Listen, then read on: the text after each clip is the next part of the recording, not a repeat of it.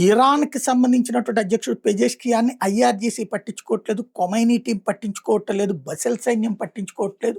America కూడా పట్టించుకోవట్లేదు. కాబట్టి మన సంతకం అప్పుడు మాత్రం ఎవరో ఒకళ్ళు కావాలి. అది కూడా ఖొమైనీ బ్యాచ్ సంతకం పెట్టమనేటప్పటికి పెజెష్కియాన్ మీద ఒత్తిడి తెచ్చి సంతకం పెట్టించుకుంది అమెరికా. కానీ అది అమలు చేయట్లేదనడానికి సాక్ష్యం హార్ముజ్ దగ్గర డబ్బులు వసూలు చేస్తుంది ఐఆర్‌జీసీ సంతకం పెట్టిందేమో ఇరాన్ అధ్యక్షుడు.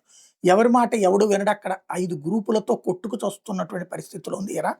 కనిపించనటువంటి ఒక అంతర్యుద్ధం నడుస్తుంది ఇరాన్‌లో. తాజాగా ఈ నేపథ్యంలోనే ఇరాన్ ప్రెసిడెంట్ పెజెష్కియాన్ వచ్చేటప్పటికి ఆహ్, ఇది వాళ్ళ ఫారెన్ మినిస్టర్ అరాక్చీతో కలిసి పాకిస్తాన్ చేరుకుని వీళ్ళిద్దరూ కూడా ఇప్పుడు ఇటు ఇద్దరు కూడా అమెరికాకు అనుకూలంగా పనిచేస్తున్నోళ్ళు. అందుకని వాళ్ళిద్దరూ పాకిస్తాన్‌కి చేరుకున్నారు.